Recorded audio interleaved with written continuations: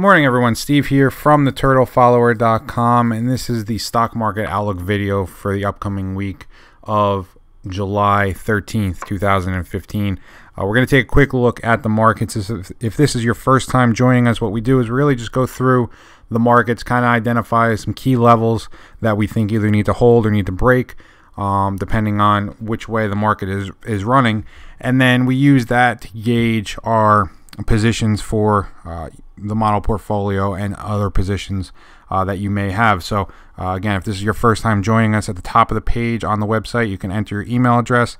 You'll get all future videos sent directly to your inbox, so you never have to worry about missing another one if you enjoy this one. So let's get started first with the S&P 500 futures. We've been talking with members over the last week or so about the importance of the 200-day moving average. Okay, so you can see that's this gray line that runs right up here, and the importance of the 200-day moving average, and that the market really needed to hold that level. All right, so earlier in the week it looked like we maybe weren't going to hold that level. We had some news out of Greece and wherever else. We had a lot of volatility the first, or actually all week. Monday we opened lower, rallied higher. Tuesday vice versa. Wednesday looked like we were going to have a nice little support candle put in, and then ultimately the end of the day that really got sold into. And then finally on Friday we had the close that we were looking for all week.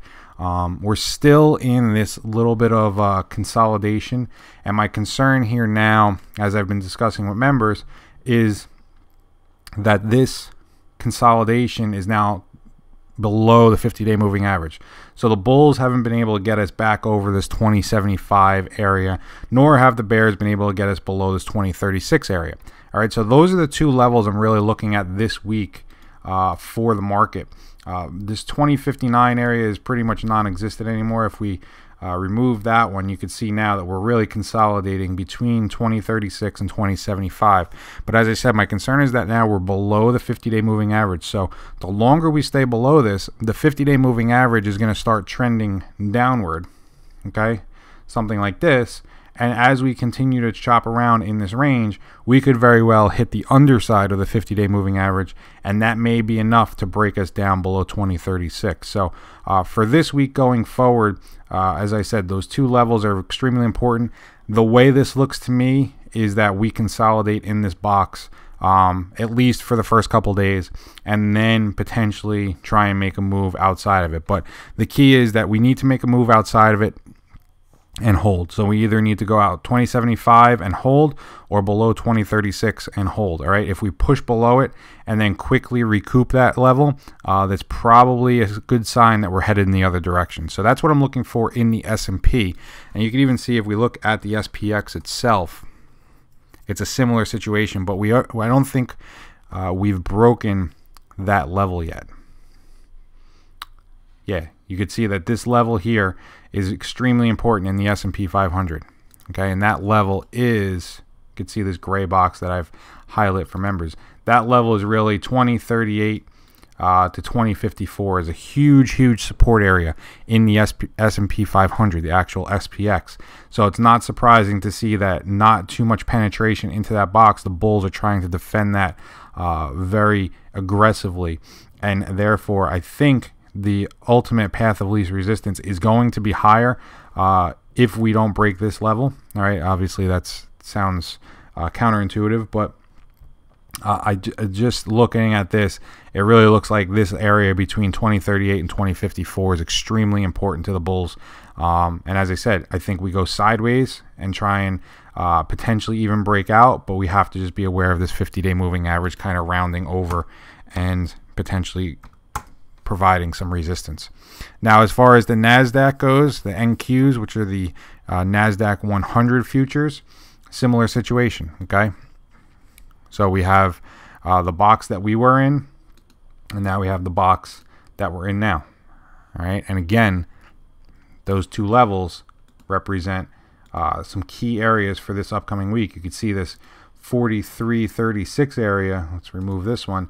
You can see this 43.36 area goes all the way back and has provided the bottom once back here in the middle of April, and again in the beginning of May. All right, so not surprising to see, again, that area be defended. But again, you could see the 50-day moving average kind of curling over and potentially may provide resistance. On the weekly chart, we do have some room to the downside before we even get back to that 200-day moving average. You can see the last time we even tested that 200-day moving average was back here on October 13th of 2014. Other than that, it hasn't been tested really until back here in 2011, I believe it is, or 2012, I'm sorry.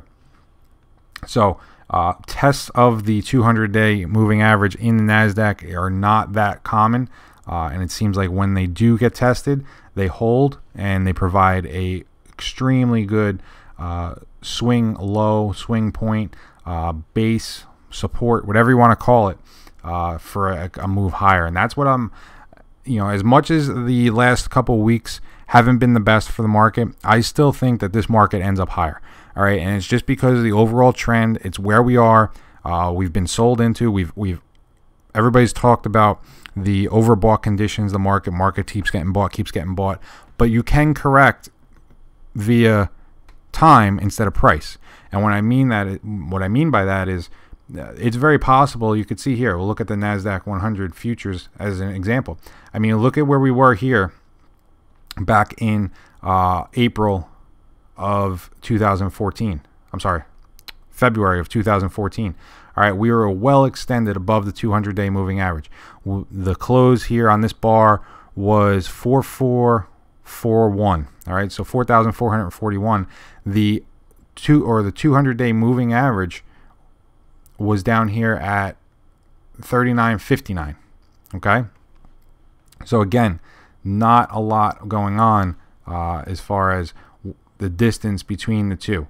All right, so what happens is it just consolidates and consolidates and consolidates, and the average slowly creeps up. All right, consolidating more and more and more, and now all of a sudden we're back to a good support area. And again, this isn't something that necessarily the price pulled back, but instead time went by and the average just continued to gauge itself higher. So looking at that, again, I do think that we potentially move higher in these indices. So Nasdaq 100, 44, call it 44.45 and 43.35 are extremely important. The Dow, on the other hand, is a little bit more of a wild card. I think the Dow is actually breaking down. We'll check that out real quick. Oh, nope, Dow is the same exact. You can tell I really just concentrate on the S&P 500, but you can see all of these have the same exact pattern, and it's pretty interesting when you can kind of line all these up and see exactly what's been going on.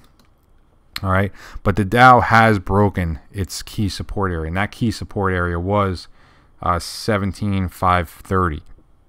All right, it did close above it on Friday. But again, right at resistance, which is the 17,666, 670 area. All right, again, still consolidating. 50-day moving average kind of curling over, barely holding on to the 200-day moving average here.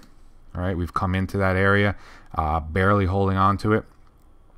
So again, this looks like maybe a potential reversal point with a swing low maybe down here around 17,320 or so. But ultimately, again, I'm just concerned with this 50-day moving average that's kind of curling over and providing some potential resistance. But for right now, with the close that we had on Friday, I would definitely anticipate at least some kind of breakout here in the markets on Monday. All right, I would definitely want to see some follow through. If we were going to kind of get out of this, I would want to see some kind of follow through on Monday. I don't think we get it, though. I think we ultimately just chop around in this range until we get closer to the 50-day moving average, and then maybe even break down short term. But again, longer term, I do think the markets revert back to their old, the longer term trend and move higher. And the last one is the Russell, which had a false breakout back, I think, a couple weeks ago. Where it looked like it was breaking out right here, okay, back in the middle of June. Ultimately didn't, and you can see now trading back below the 200-day moving average, back in this larger range that it's in. And again, looking now, it looks like that 50-day moving average providing some bit of resistance in there. Okay, you could see that right in here. A couple days where it's hit the highs, pulled back, but you could also see that it was a period of lower lows and then a period of higher lows. All right, on this little reversal, so a little V pattern in here. So again, if we're gonna go ahead and start moving back to the highs before we tested the lows again, I think we need to see a move out of these ranges on Monday. So that's what I'm looking at for this week. Again, I hope that helps you with your trading. Members go over this. We go over this pretty much nightly and go over the different looks of the S&P and the Nasdaq. And again, if you're not a member, head on over to the membership sign-up page. Check it out. There's a 7-day free pass, no credit card required at all. Come on in and check it out what we're doing, because members are seeing some benefits from learning how to trade with a plan, learning how to be systematic. Haven't been extremely profitable this year. We are profitable, but nothing out of the ordinary, especially with the way the market's been acting. So, we try and take trades when we can. And ultimately we're learning how to cut losers short and let winners run. So again, if this is something that interests you, I highly encourage you to go over the membership sign up page on the website. Go ahead and check that out and become a member. Try the 7-day free pass. Again, no obligation, no credit card, no nothing. Just come join us for 7 days and see how you like it.